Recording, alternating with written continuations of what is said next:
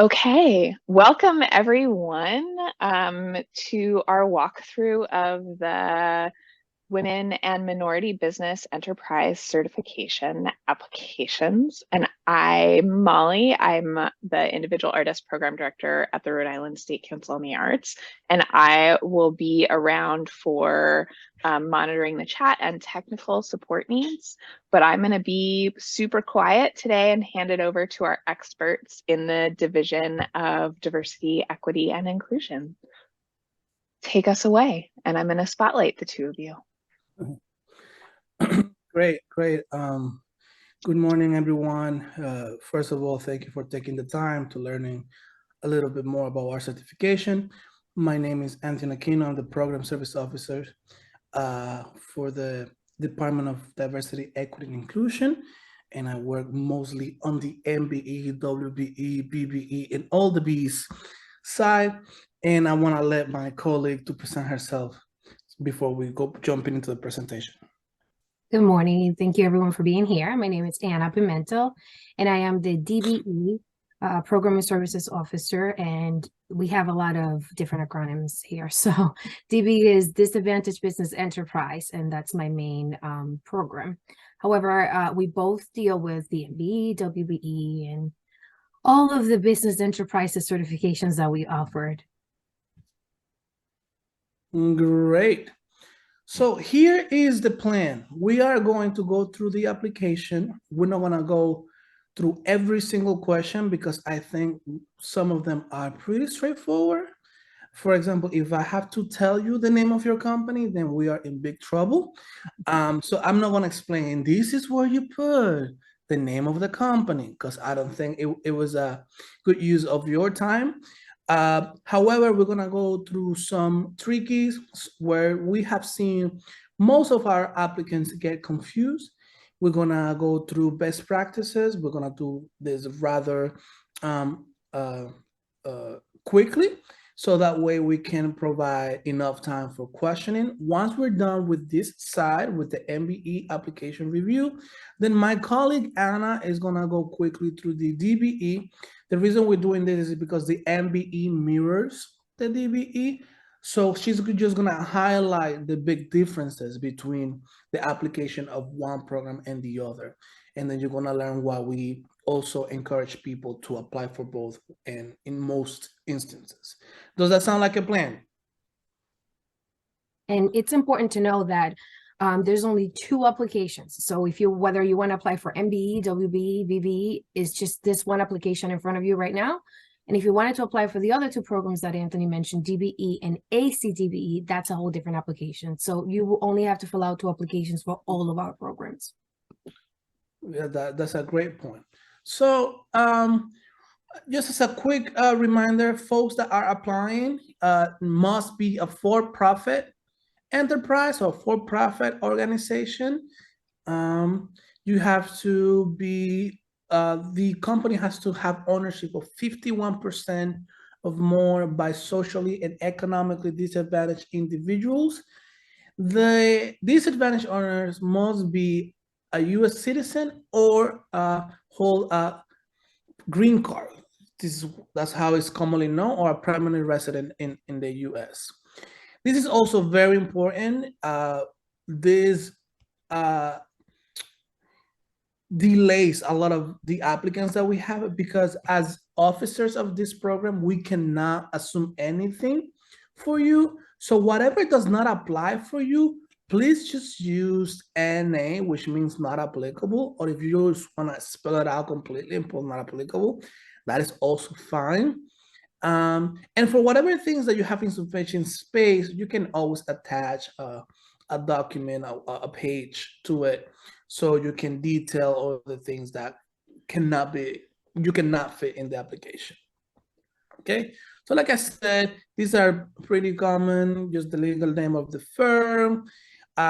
Here, I just want to remind people that if you are an LLC or incorporated, usually the Inc. or the LLC is part of your name, so you have to put it there.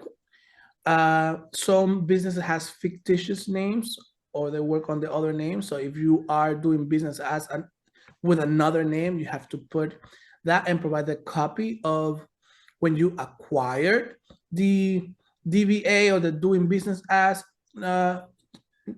name.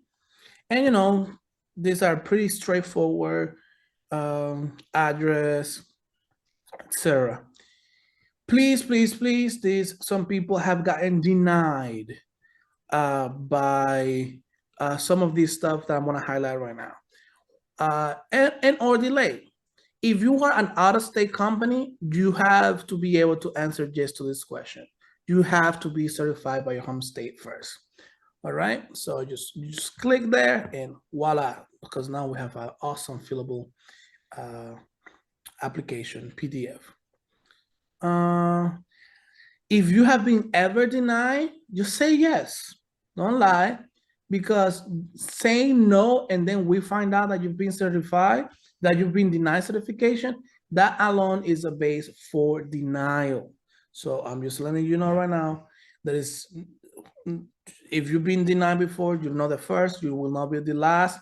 Just say yes, explain the reason of withdrawal or why you got denied certification, and then we can move forward with continue reviewing your application. Okay.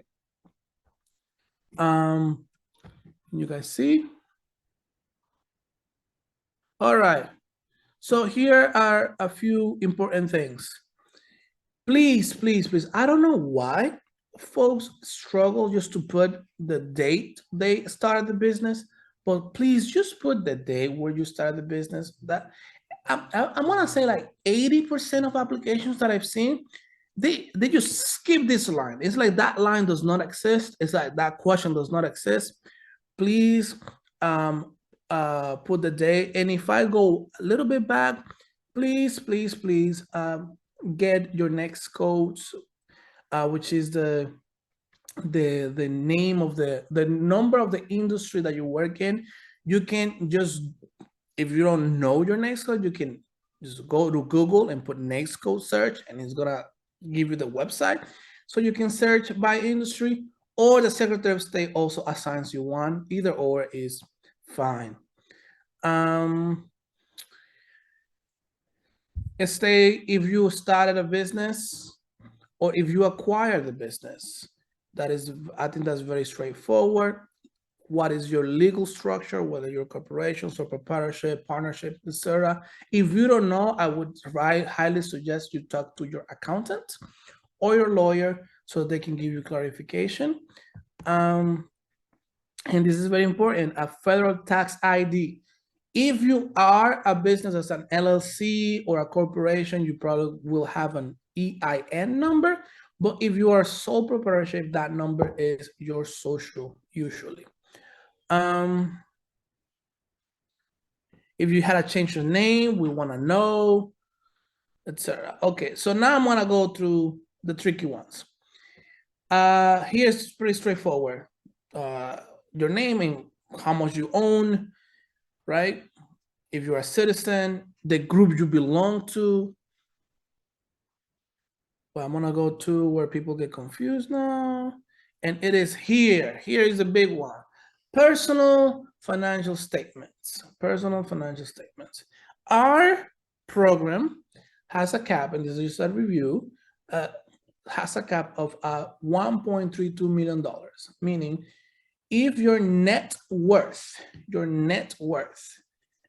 is over $1.32 million, you do not qualify. Anthony, what is a net worth? Since you asked me so you insist so much asking this question, I want to explain. We just take your assets and your liabilities, we subtract your liabilities from your assets, and whatever is left over, that is your net worth. It's how much you have left after we have paid all the bills, basically, right? So it's very important that you fill out this transparently and accurately. Because remember, we're not only looking at this to determine your net worth. You have to submit 3 years of your personal tax returns. So that gives us an idea whether you are being truthful on your personal financial statement. We look at the company's tax return. So that also gives us an idea of if you're being truthful with your personal net worth statement. So put cash in hand, savings, IRS, whatever you have, just put it there. Some people get confused with life insurance cash surrender. We're not asking here for the policy amount. There are some life insurance that has a cash surrender value that you would literally get cash if you would cancel it, or if something would happen to you. It's not the policy amount, is it you would know if you have a cash surrender value. The company would tell you if you have stocks and bonds. Real estate is very important. You put everything that you own. Remember that we don't count your main residence towards these calculations, but we still want to know all of this. And very important, do the math for us, please. Just put the total there on both sides. So whatever you owe, installment account, etc., just put it there and put the total at the end. I don't know why most folks don't put the total, but that is very helpful to us. I have seen people that have put just all zeros. I mean, it is possible, but sometimes I can tell when I look at other documents that people just wanted to get over with it. So just take your time, do it well, fill it out slowly, and that way you prevent from having mistakes. Okay, so that's one of the trickiest ones. Please sign, please, and date.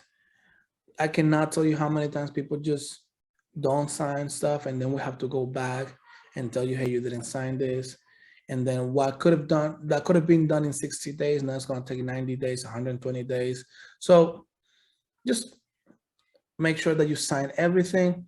And the most important part to me is also signature here, print name, and notarize. It says just notarize it and scan it to us. If it's notarized, we can now process it.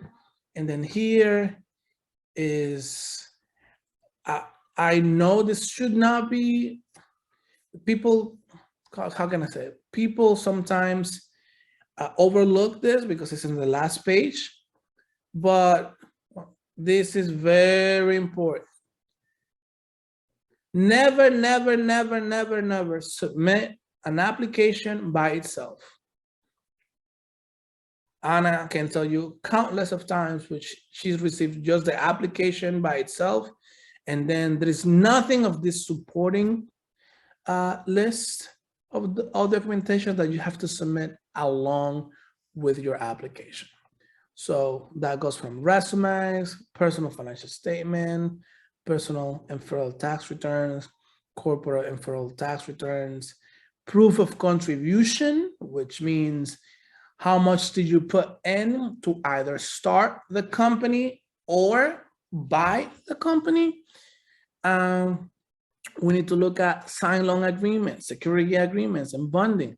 The reason why we ask that is because that's one of the signs that we can use to see if you actually control the company.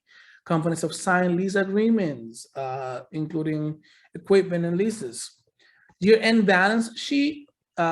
If you have software like QuickBooks, is fairly easy. If you're an accountant, it's even more easy because you can just ask this of your accountant. But it doesn't have to be externally done. It could be something that you do internally just to give us a ballpark of where your business is at. And if you are in a licensed industry, please submit all the licenses that you hold to do the business that you do. If you are out of state, we need to see all the certification denials, any certification letters that you received in the past. This is very important. We need a document from the bank that states how many people are in the business account, how many people can sign for checks, what level of authority these people have in the bank account to see who can spend money, the business money. Schedule of salary, we need to see everybody's compensation, especially the owners, officers, directors, and managers. Proof of US citizenship, very important. And also here, if you're applying for MBE and WBE, you need to provide this. If you are a veteran, you have to provide these documentations right here. So look at all of this to see what applies to you. If you're a corporation, there are different things that you have to submit different than if you are an LLC. So as you can see, this application is very straightforward. This is the one that people get confused the most. Another thing that I want to tell you is people always call me and ask me, Anthony, I just opened this business 6 months ago. I haven't had any client or any contract or any project. Then you say not applicable. Our only requirement for you is that you have been in business for 6 months, and we understand that you're not gonna be making hundreds of thousands of dollars or having 20, 30, 40 projects on the spot. I mean, I wish that for you, but usually it does not work that way. So before we pass to the DBE side of things, do you guys have any questions thus far? I have some questions, and then some questions have been sent to me in the chat. Okay.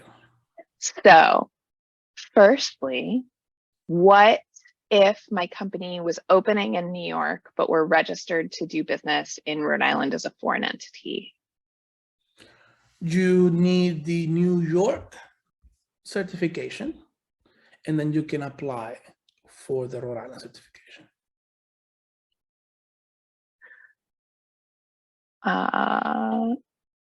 Does the signature on these, I know for like W-9s and such submitted to the state, it has to be a quote unquote wet signature.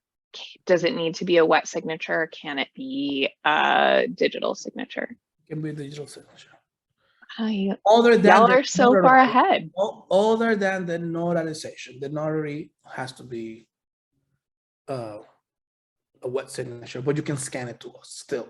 We don't need to get the actual. Are there notaries in your office, or how can I most easily find a notary? Right now, we're not doing notarizations in our office. Usually people can go to their banks. Usually they have notaries there. If you are near a bodega, there are usually people there that are notaries. They're probably gonna charge you $5, and you can find notaries there. But I usually tell people to go to their own banks. Usually they do that for their clients. Okay. What if I don't have things like a lease agreement or a loan agreement or the other items that are on that big list of things that I need to supporting documents? The magic word, not applicable. Great. What if I'm a sole proprietor of a new business and I don't have a business bank account?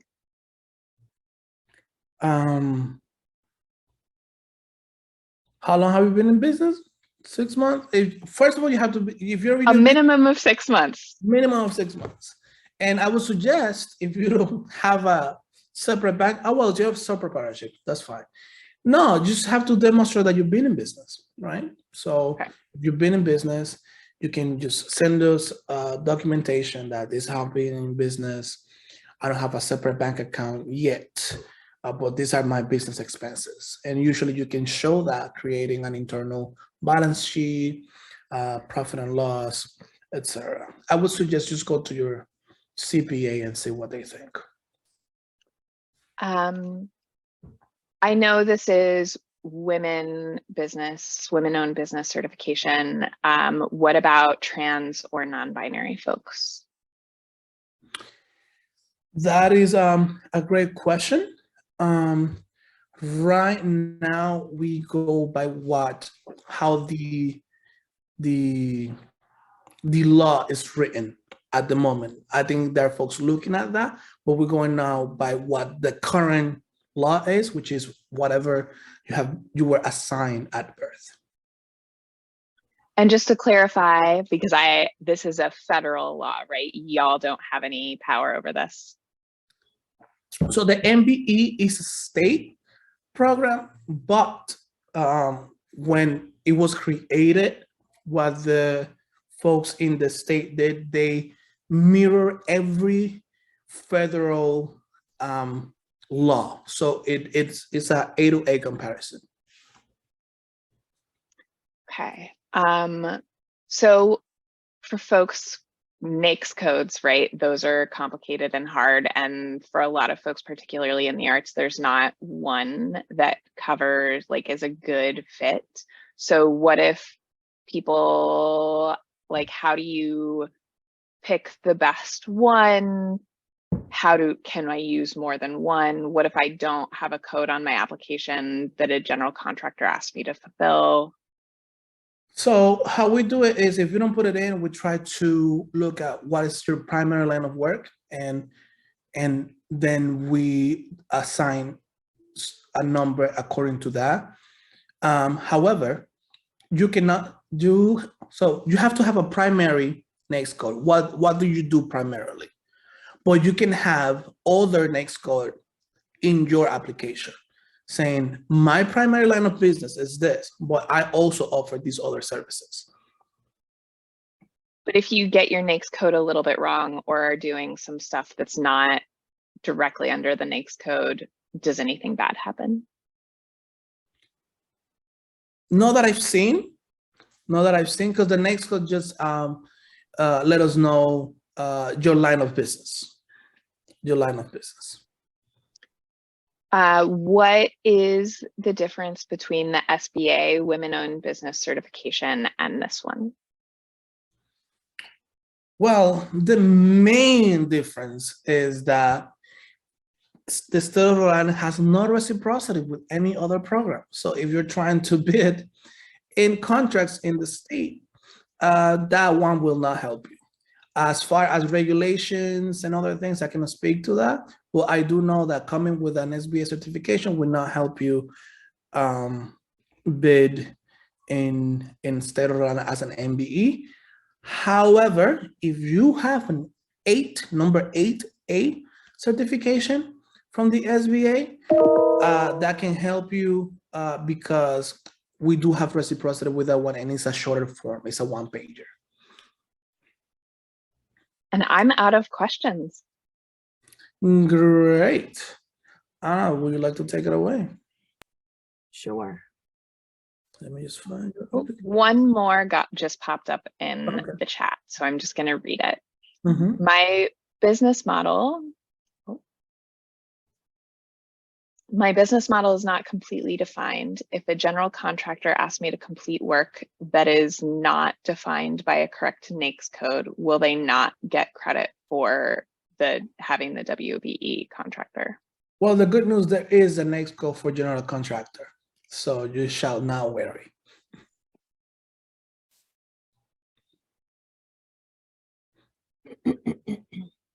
Does that answer? Okay.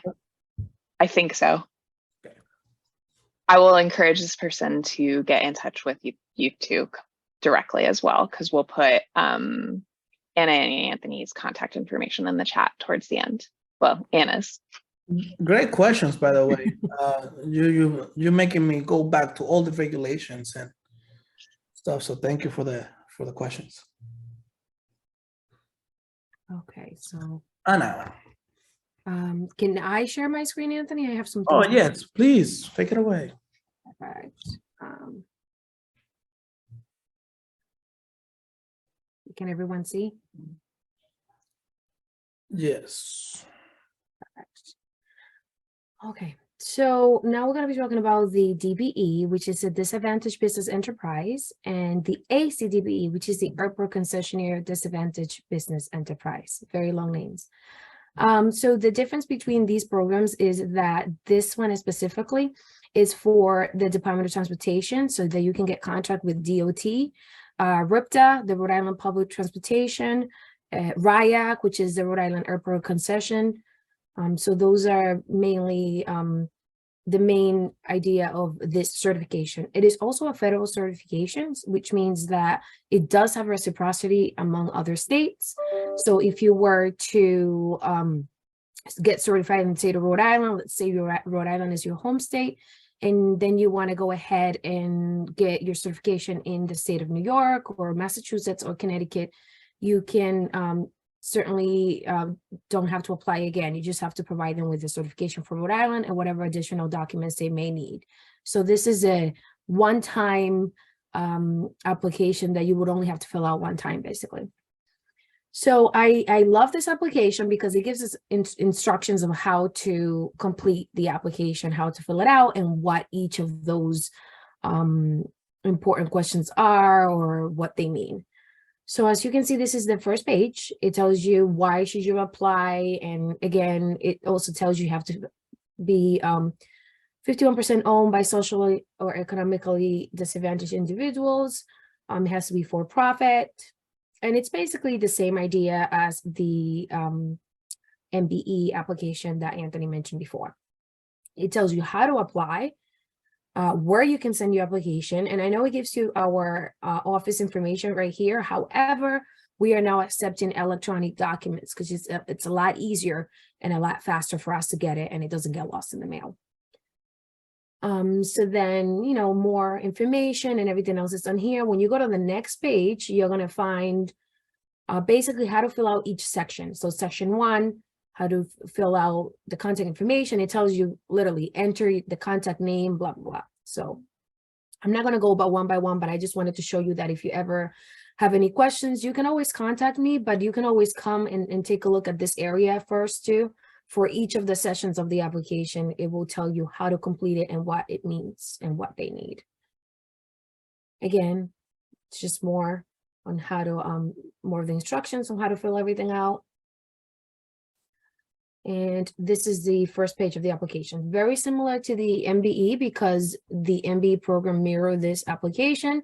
And again, contact, all of that information. So let me go straight to the ones that I think are the most important one that people usually ask what they need to answer.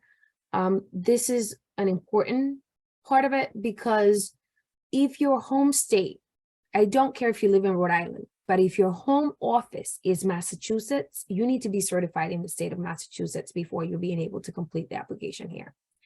And if that's the case, if you read this here, if you're certified in your home state, you do not have to complete this application for other states. Ask your state UCP about the interstate certification process, which is totally different. So if you were certified in the state of Mass and you want to get certified in the state of Rhode Island, it's a one-page application and that it's located on our website, which I'll show you real quick. Or you can contact me and I can send you that as well. And probably 2 other documents that are needed. And I'll explain those to you in a minute. Again, any site visits conducted, this is for if you were at a state or if you already have a certification. Site visits is conducted after we complete the review of the application, which means that we'll go to your business, we ask you a bunch of questions, we look around, and we do a review. And if none of this apply because you're not certified, make sure you always put NA. You cannot leave anything blank. I will send your application back or email you and tell you, I need the answer for this question. And that's going to delay the process.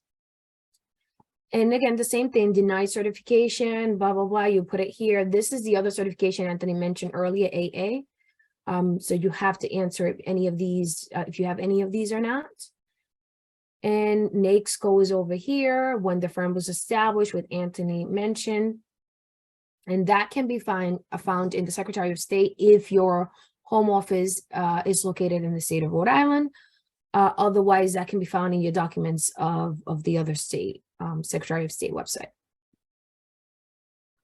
And all of these, again, how do you acquire it? I know a lot of people tell me, oh, I started it all by myself and I don't see an option here. There is an option, start a new business. Usually people get confused. If you bought it from a cousin, a friend, bought existing business, that's very, very important.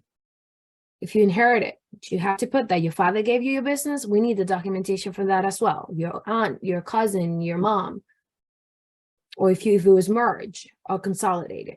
And if other, you can explain it there. And again, if you're firm for profit, you have to answer yes. If it's not for profit, you cannot complete this application or this certification. And these are just regular stuff, you know, gross receipt. And I see a lot of people that ask me, well, I started my business 6 months ago. I don't have any gross receipts. I don't have any tax information. Then what you're going to do is just going to put not applicable. Make sure you put the last 3 years and then tell me that they're not applicable.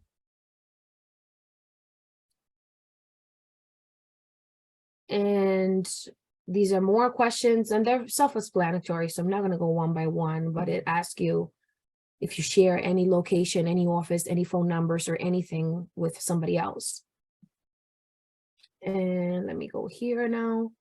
So there's a couple pages for the same, for this information because it's about the owner. However, let's say your company has 3-4 owners. You need to fill out one of this for each owner. So there's only 2, as you can see here. They only include 2, but you can always print an extra one and include that 3rd owner information. And you have to put everything on here. A lot of people, I love it how they leave this blank. I need to have this information. So we need to know what was the initial investment to acquire the ownership. And some people will send me all of the things that they spent throughout the last 3 years. That's not what I need. It's when you started the business. Did you put down $5,000? Do you take $300 out of your account to open up your business? How do you pay the Secretary of State the $150 that they charge? That's an investment to starting your business because that's how you started it. You had to get it registered. So it's when you acquire ownership, when you started your business, those are the things that I would need in this area. If you purchase a real estate for your business so that you can have an office or any equipment, etc. So that's how you would put that there. And again, these are additional questions about ownership, and you can just answer them as applicable, and whatever doesn't apply, remember to put not an A or not applicable. And this is the same page. It's just for another owner. So if you are an only owner, you only need to fill it out once. But if you have multiple owners, each owner has to fill out one of these. And then over here, a lot of people don't have any officers or board directors. That's fine. Just put not applicable. But if you do, you have to list them here. And more questions down here. The same. This area is for one owner. This area is for the other owner. As you can see, the 51% or more owner information goes here, and the 49% or less owner information goes here. Basically, it's just to name, title, percentage owned, and then answer each of these questions. Who does the bidding, estimating, marketing? We want to know who does what. Over here is very similar, but it's for the officers, directors, managers, and key personnel. Do you want to list them here again? Here you can put one, and here you can put the other one. And again, if you need additional, you can just always add an additional page with that information, or you can just reprint this one and add it. Inventory. I think this is something very different from the MBE. It might ask under the required documents, but I don't think it asks on the application itself.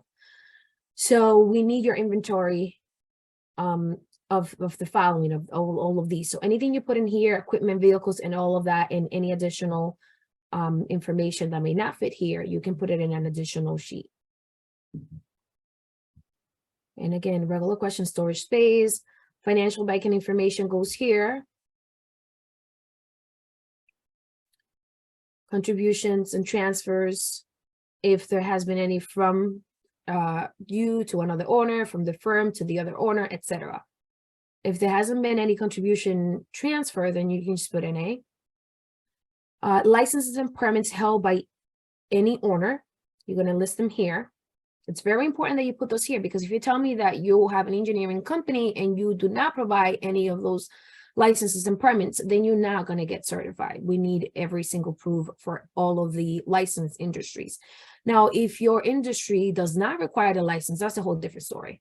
But even if it's I see some people putting here not a republic, that's fine, because their industry doesn't require the license, but it requires for them to be a notary, for example, if they're doing tax services or anything like that. The 3 largest contract, and I know this one, some people say is very similar. These are the 3 largest contracts completed in the past 3 years, and these are the active ones. So sometimes they may be the same because your business just opened 6 months ago and you're still working on the same things, so that's fine. But that's the difference between those 2 questions. And this is very different from the MBE application. This page specifically, which is page 13, it's for the airport concession. So some people want to apply for the DBE only, which is for the Department of Transportation and specifically contracts that they want to bid on. But if you want to become ACDBE, which is for the airport, you will have to fill out this page. So again, it asks, do you want to operate a concession at the airport, which is something that's happening right now. There was a lot of meetings back in March and April about this. So they're opening food and beverage concession at the airport. So a lot of people needed this certification for that purpose, but that's not the only thing. I mean, you can have a cleaning company, you can have all kinds of companies that could do business at the airport. So you can either choose operate a concession at the airport or supply a good or service at the airport concessionaire. So once you choose the one that applies to you, continue answering the other questions. If you don't want to apply for this, you leave this blank or put NA on top. And then this is the last page. Again, you have to put your name, title, etc. Over here, identify yourself. And you have to sign it, date, and a lot of people miss this area right here. You have to get a notarized, this little small area. Now, this is the list of the checklist, which is very similar to the MBE. However, there is a few things that I highlighted here that may not be directly asked in the MBE application. However, if you tell me that, for example, on your MBE application that you have vehicles and whatnot, I'm going to ask you for the same things that are listed on here because we need to have proof. Anything that you tell me in the application, I will be asking you for proof. So make sure that you have proof of what you're telling me because we need the backup paperwork. So for example, all of these is the same of the MBE, the resume, personal network statement, which I'm going to review with you. It's a little bit similar to the WBE, personal tax return for the past 3 years, etc. The only difference is that for the DBE, which is, I mean, you're working for the Department of Transportation now for the contracts, you have to list the equipment, the vehicles, the VIN numbers, copy of the title, proof of ownership, insurance cards of each vehicle, title registration certificates, USDOT numbers for each truck. So let's say that you have a trucking company. So if any of this doesn't apply to you, that's fine. But if it does, then you have to provide all of that. Description of all real estate owned or leased by your firm. And again, even though this is not set on the MBE application, like it's listed on here, we will ask you for proof if you tell me that you have a real estate property. Documented proof of any transfer of assets. So remember that questions that I earlier show you that you need to let us know the transfer from one owner to another from the company and back and forth. If that applies to you and you fill out that question, then you need to give me the proof of that. And list of all employees, job titles, and dates of employment. So in the MBE, we ask you for the schedule of salaries, which we ask you here as well. But the DBE also wants to have, and this can be like just a page where you're going to list all the employees, their titles, and the date of employment. So these are things that you can generate. Most of these things you can generate yourself. But if you have an accountant, that's fine too, that you can bring it to a CPA. And again, the same, if there's a partnership, if this applies to you, provide that. Corporation or LLC needs to provide these documents down here, and etc. If you're a supplier, then you need to provide this. If you're not a supplier, you don't. So something that is not included in this application is the personal network statement, which I'm bringing up right now. So if you were to download this application, make sure that you also download this personal network statement because we're going to need it with the application. I don't know why it's not included. It should be like the MBE, but it's not. Very similar to what Anthony showed you earlier. You know, you got to list your cash, retirement accounts, etc. We mirror the same exact personal network statement for the WBE and MBE program. And again, you know, it's just going to primary residence property, B, C, if these are rental properties, etc. This one is just a little bit longer because it gives you more space to put the details. That's all. And again, sign, date, and notarize.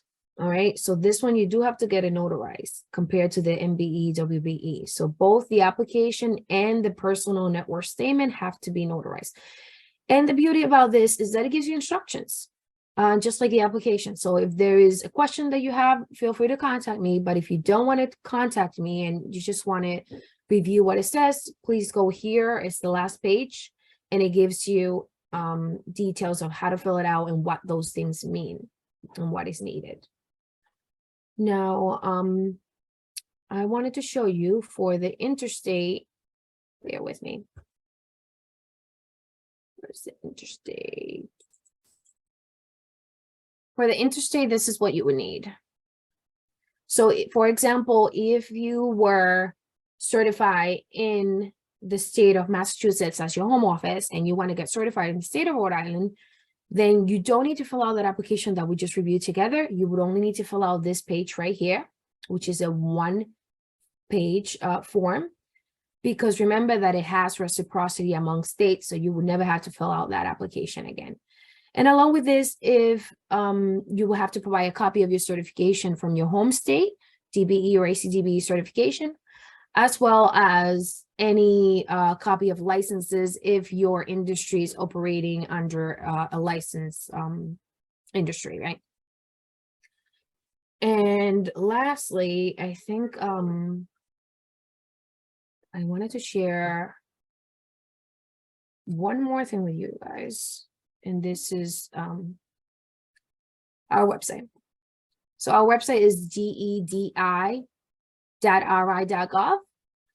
And if you go under Minority Business Enterprise, you will find anything you need here. Okay, so you can search under MBE WBE program and you will find certification process. And under there, we have all the forms that we just discussed. Or if you want DBE, you go back to the left-hand side where it says USDOT Disadvantaged Business Enterprise. And under DBE ACDB certification application process, you will find those two applications, the application and the personal net worth statement that I mentioned. And under the interstate, you will find our interstate request form and the two other documents that I mentioned that you would need in order to apply. I think that's it. Any questions?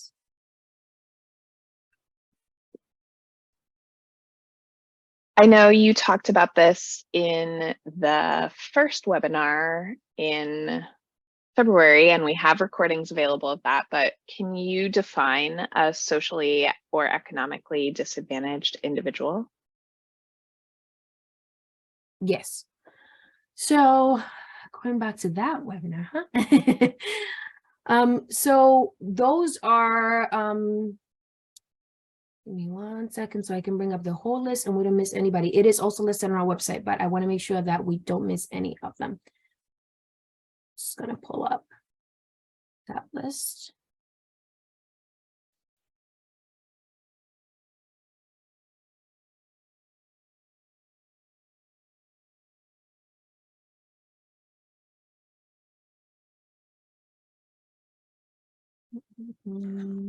Sorry. Well, Anna finds the list. In general terms, socially disadvantaged refers, and that's what Anna's finding, minoritized groups. And she's gonna give you all the minoritized groups. For socially disadvantaged. For economically disadvantaged is what we were referring to, the personal financial statement and how we look at your whole finances. It means that you cannot be above the cap on your net worth, because that would mean that you're not economically disadvantaged. And something to take into account here is that you have to check both. You have to be able to meet both. You can be socially disadvantaged but economically disadvantaged and get denied, or you can be economically disadvantaged but not socially disadvantaged and be denied. Yes, you have to be both. So the socially disadvantaged groups are Black Americans, Hispanic Americans, Native Americans, Asian Pacific Americans, subcontinent Asian Americans, women, and any additional groups designated by the SBA. Now, our MBE and WBE program also includes Portuguese Americans. So if you are under any of those groups, that will check the box for the socially disadvantaged. And like Anthony mentioned, for the economically disadvantaged, those are the numbers that we gave before, that your personal network cannot exceed the $1.32 million, including real estate properties. We count all of those things.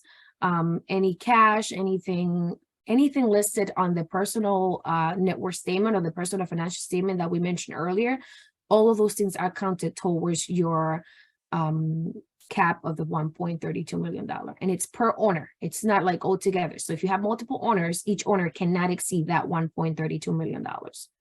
And we did a pretty good job explaining that in our previous webinar. So maybe we can send that handy then the YouTube link so people can just get more acquainted with our criteria and regulations of the program. Yeah, absolutely. I will, when I'm sending the follow-up email, potentially later today, but maybe on Tuesday, I will include the link to this video, but also the link to the February video. All right, and I have one more question in the chat. So you can apply electronically now. That's so great. Do you just attach the notarized form? Do you have to scan it? How do you get that to you in a way that's official enough? So you can, once it's notarized, you can scan it. So, however, we ask that once you're ready to submit your application, you send us an email so that we can send you a secure link. So that way you can send everything through that secure link.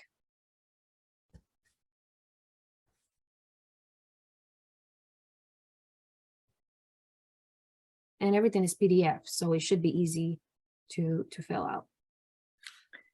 And here's the email address that you send completed applications to, according to the website. Okay, sorry, Anthony, I interrupted you. Something I've been noticing lately, something that might be helpful for people that have access to a PDF software that lets you consolidate files. There are a few things I would suggest you consolidate, like financial stuff you can put in one file. I don't know. That's the best example. Financial, or your IDs like birth certificate, your license, or copy of your passport you can put in one. So that would decrease the amount of PDF files that you have to send. Your taxes, you can put like 3 years in one file if you can. So we can just look at that one file. However, personally, I don't like when people just put the whole thing in one file. But if you put them together in groups, that's very helpful. Makes it easier.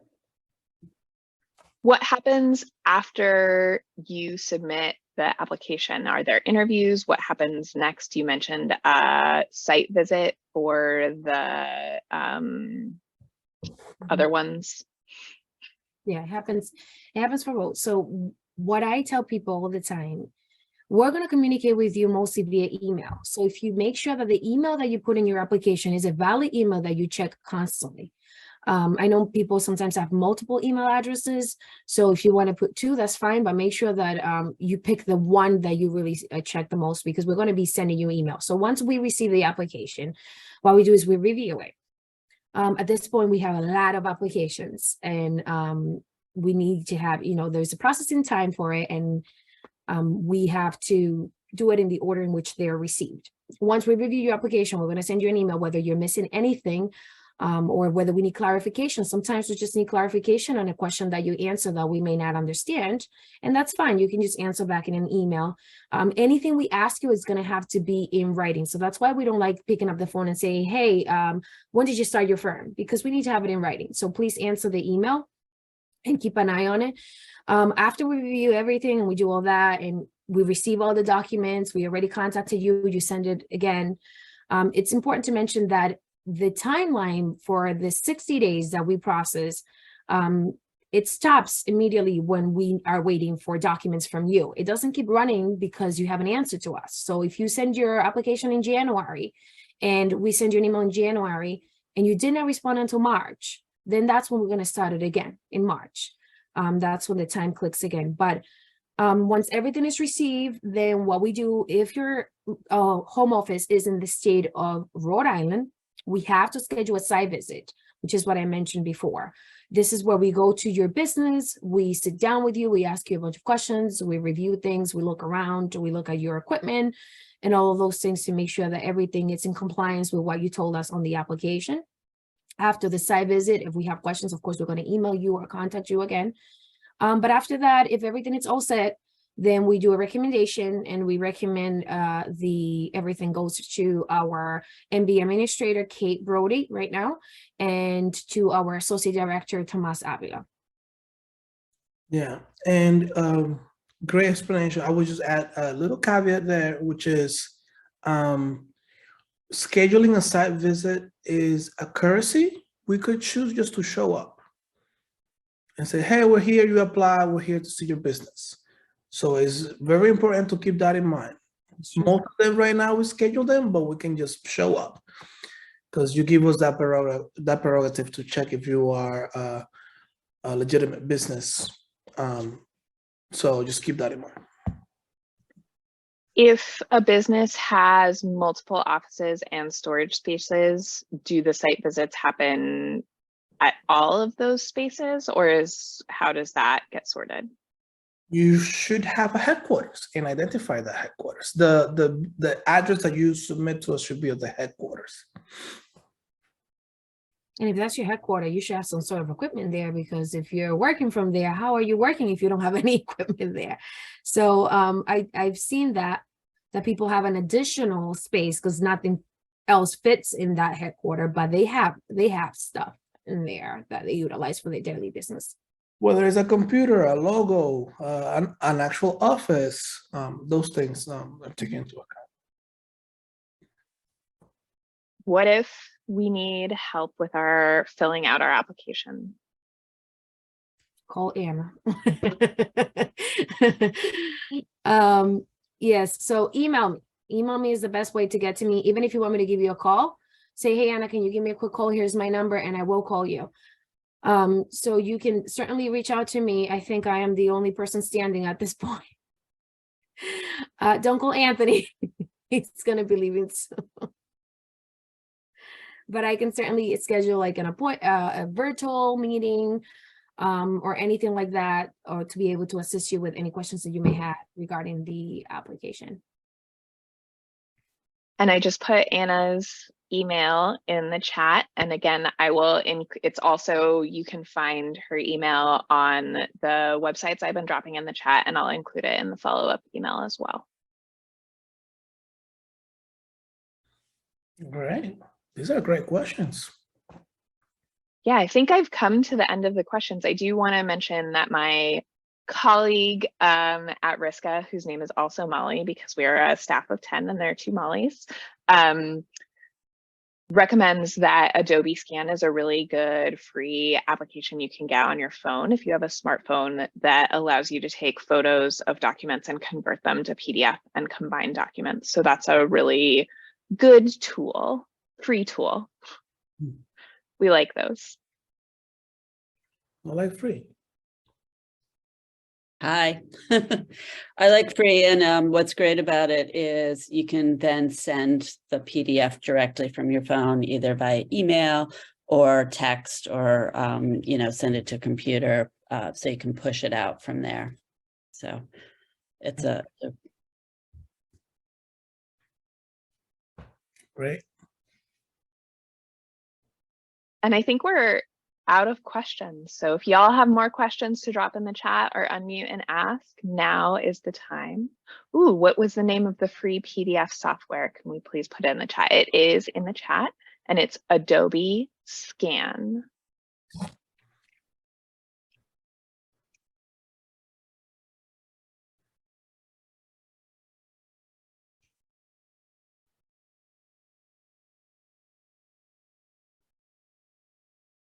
All right. I'm being met with silence. So I think Anna and Anthony, you've answered all of the questions folks have at this moment. I can pretty much guarantee folks will be emailing you with more questions. And you can also contact me. I can help a little, but not a lot, which is why we like to build these partnerships with other state agencies, right? I'm an expert at art grants. I'm not an expert at this MBE, at all these certifications. So Anna should be your first stop.